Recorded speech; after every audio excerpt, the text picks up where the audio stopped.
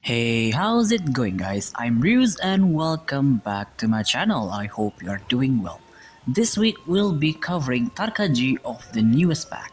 I know I haven't been covering all of them because frankly I don't feel like playing them. Sure, some of them are fun to play like Arakawa and Juzu maybe, but the others are very meh. Also, I've been trying a lot of builds for Tarkaji. I even tried pairing him with Cooking Shigami because of the login screen.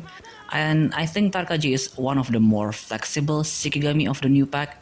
He can pretty much fit into any team that needs a hybrid tanker that can go into the offensive when you need it. So, let's jump into the deck rundown, shall we? This deck focuses on getting early game advantage by using Shiro and Kuro card, while also protecting them by either Otakemaru or switching to Tarkaji. Speaking of Otakemaru, I think this is his second time he appears on my deck showcase. I very rarely use him because I think his card is super average and not really worth it. But for this deck, I think he fits much better than Kaoru. The main strategy of this deck is super simple. But you have to figure out the timing on when to drop certain cards, especially Shiro and Kuro's card. For their ratio, I would suggest bringing at least 2 cards of each level so that your link combo goes smoother.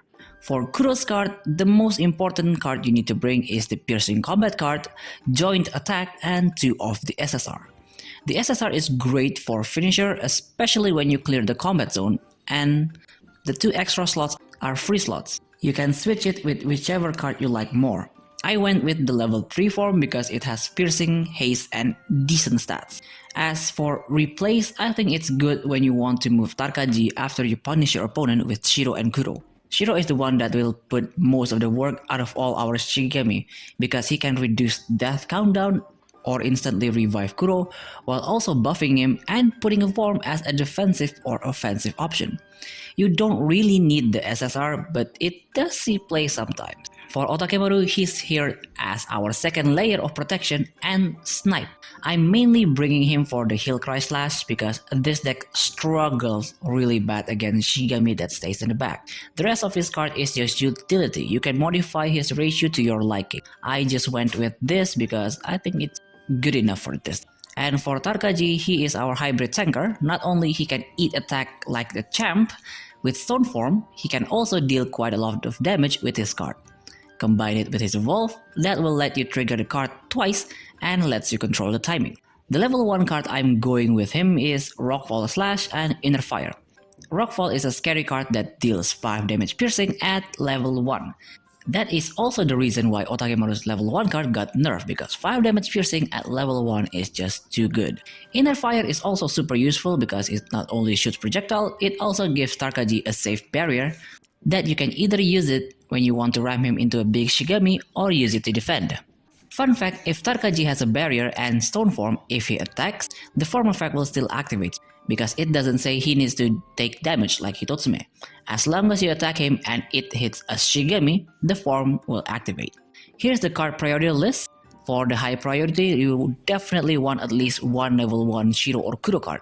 As long as you have it, even if it isn't the form, you can link it and have a chance to link the form when activating the card. But remember not to be greedy with linking. You could run out of card pretty quick if you're not careful. Inner Fire and Earth Protection is really good to protect your early game attacker, and Stone Form will be very useful once you reach level 2. And you want to drop this as soon as possible to put pressure on the opponent with Tarkaji's card. For the situational one, we have Soul Summon. This card will always be active because when you reach level 2, you probably will have a Shigami that's dead. That's why this card will be handy. But I would usually just use this on Kuro because it's a fast instant revive. For Heal Cry Slash, it is our solution to Shigami that doesn't want to assault, especially those pesky buffer or sniper. Then we have Joint Attack. This is your mid-game pressure play. Optimally, you want to play this when your opponent combat zone is empty, but you can also use this to clear the way and make Shiro deal some damage. As for Tarkaji's evolve, the effect will not really shine until you reach level 3, so if you don't get it, it's okay. As for finisher, we only have 2 because throughout the game we will be constantly dealing damage, so by level 3, the opponent will most likely have 15 to 18 at most. Can easily finish them off. And that's about it for the deck rundown. This deck is fairly cheap because the only SSR that you really need is Kuro's, so I hope you will have fun with this, and without further ado, let's move on with the replays. Our first battle is up against Fragile Aggro with Tamamo. They are probably bringing Tamamo to counter the Charged Shigemi because Charged Shigemi doesn't have the highest health out there. For our starting hand, you want to get at least one of each Shigemi's card. Shiro's Bone is great for putting out the game pressure, and Inner Fire can help us clear the combat zone or countering their moves. If we have Kuro as a starter, I would usually go for Shiro as the first level up. In this case, I went for Shiro because we have Soul Summon, so if they killed Kuro, we can revive him immediately. Even though they managed to kill our Kuro, that left them with -1 hand and low health Shigemi. So on our turn, we're going to use Shiro to kill their Tamamo, then revive Kuro with Soul Summon. We don't want to put the form yet, so we charge Inner Fire and pass. Let's see if they want to risk attacking. On their turn, they will put the no violence form on Hoshiguma, then tries to attack with Kyohime.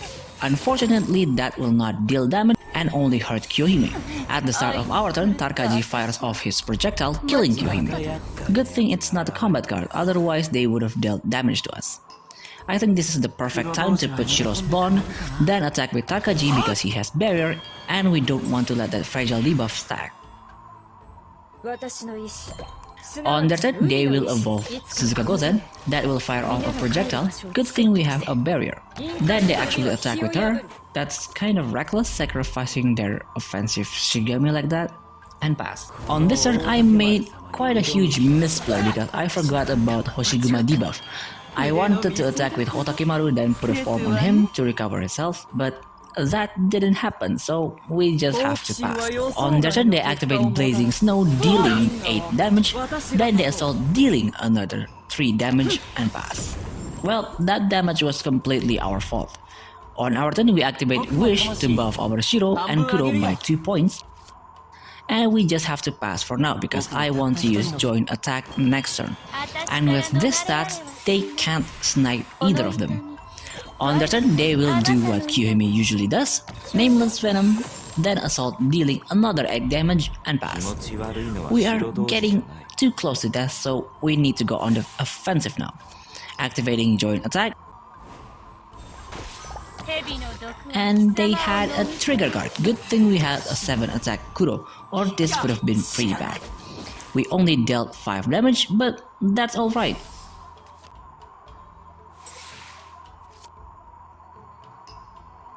Then we link another Joint Attack and activate Wish to further buff our Shirokuro and pass.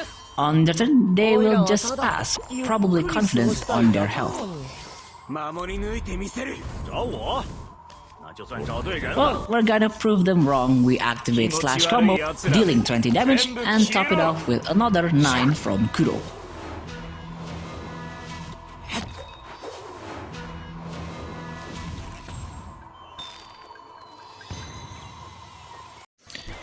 Our second matchup is against Ootengu Charged with Ootengu.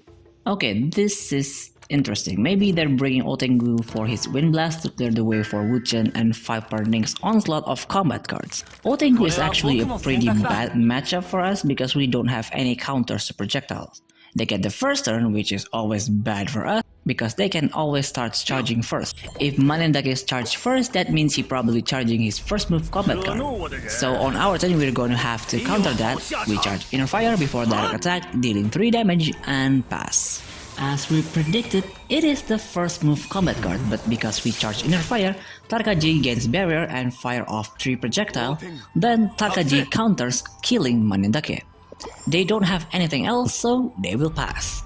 On our turn, since they gave us this chance, we put Shiro's Bone, then use Kuro to deal 5 damage. This way, even if they try using a combat card, they will not get away lightly. On their turn, they will pass again because most of their plays are locked until they reach level 2, and they don't have anyone that can tank Kuro's huge attack. On our turn, we get a double level up, so we level up Tarka, then put Stone Form on him, dealing 4 damage, and pass. On their turn, they will just charge Viper Ning, that's probably the 4 damage projectile, and they will pass. On our turn, we will just shut that down while also charging Tarka. We put Will of Suzuka Mountain, then equipping Magatama to Tarka, then activate Hillcry Slash, targeting Viper Ning. This will kill her while also triggering the form effect, charging a counter, and we pass. On the turn, they put the Evade form on Wuchen, that will move him, then they charge his card and pass. That form is super annoying.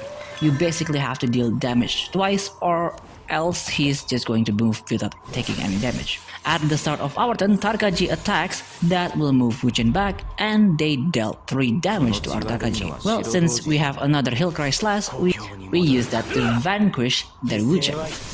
That will also charge Tarka again. I was going to attack, but I decided the best move is just to put another Stone Form just so they can't kill Tarka, and we pass. On their turn, they will charge Manendake's card and pass. Yeah, at this point they're pretty much given up because our deck is their hard counter. At the start of our turn, Tarka fires off a 7 damage projectile. Then we use Punishment Kuro, dealing 6 damage. Then we put a Magatama on Tarka just to decrease our hand size and make Tarka deal the finishing blow.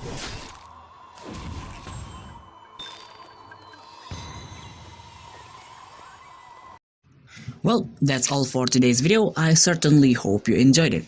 Let me know down in the comments who should I do next, and if you want to support the channel, I have Patreon and Ko-Fi links down below. And as usual, if you have any kind of feedback, leave it down in the comments, and see you next video. Bye!